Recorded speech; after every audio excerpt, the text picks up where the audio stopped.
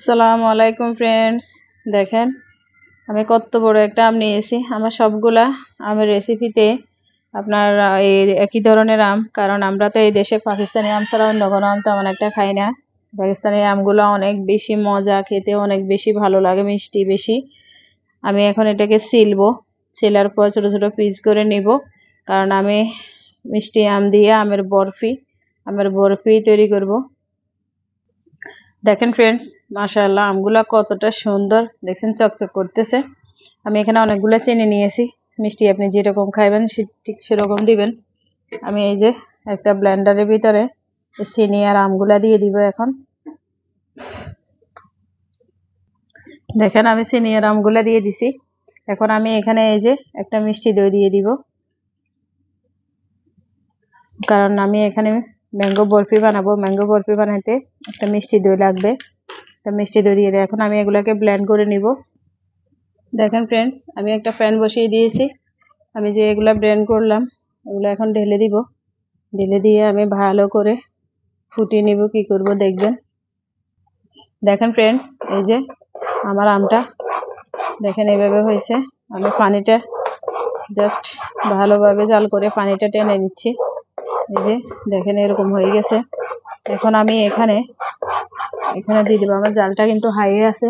দেখেন এই যে নারিকেল, এখানে অনেক নারিকেল, এখানে দুটা নারিকেলের যে কালো অংশটা সেটা ফেলে আমি এই নারিকেলটাকে ভালো করে মেশিনে কুড়িয়ে আনছি। মানে আমাদের তো এখানে সিস্টেম নেই কুড়ানোর, আমি মেশিন থেকে বাইরে থেকে করে এনেছি।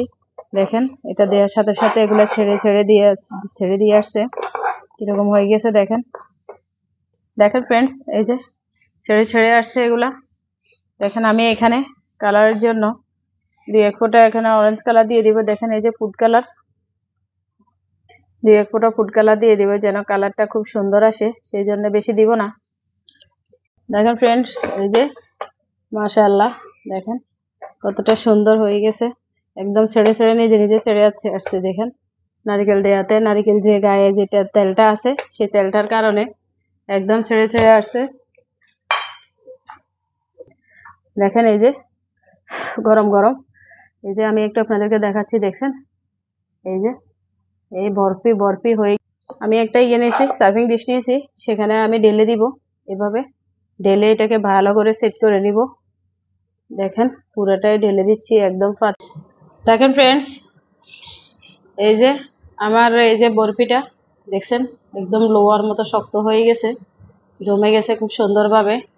এখন আমি এটাকে ফ্রিজ করব। কিভাবে ফ্রিজ করব সেটাই ভেবে পাচ্ছি না। দেখেন ফ্রেন্ডস, আমি এই যে পিসগুলা একে সবগুলা তুলে নিচ্ছি। দেখেন মাশাআল্লাহ, দেখেন বরফি কতটা মজা হয়েছে, কতটা দেখতে ভালো লাগছে, কতটা সুন্দর হয়েছে, দেখলেই তো খেতে ইচ্ছে করছে। আপনারা এইভাবে বানাবেন, বানাই সবাইকে নিয়ে খাবেন। যেভাবে মন চায় সেভাবে পিস করবেন। আমিও করেছি এলোমেলো ভাবে, যেভাবে ভালো লাগছে সেভাবে করছি। আপনারা এইভাবে বরফি নর্মাল ফ্রিজে রেখে অনেকদিন খেতে পারবেন খুব সুন্দরভাবে। দেখেন পিসগুলা কি সুন্দরভাবে উঠে গেছে। আমি এখানে একটু বাদাম ছড়িয়ে দিব। যারা শুরু থেকে আমাদের ভিডিওটা দেখেছেন সবাইকে অসংখ্য ধন্যবাদ। ভালো লাগলে একটা লাইক করবেন, কমেন্টস করবেন আর শেয়ার করবেন। আপনারা আমাদের চ্যানেলটা সাবস্ক্রাইব করে পাশে থাকা বেলটা অন করে দেবেন। আমাদের ভিডিওটা পুরো দেখবেন, আমাদের সাথে থাকবেন। আপনারা সবাই এভাবে বানিয়ে খাবেন, সবাইকে খাওয়াবেন। দেখেন কতটা সুন্দর লাগতেছে, কতটা ভালো লাগছে। সবাই ভালো থাকবেন, সুস্থ থাকবেন। আল্লাহ হাফেজ।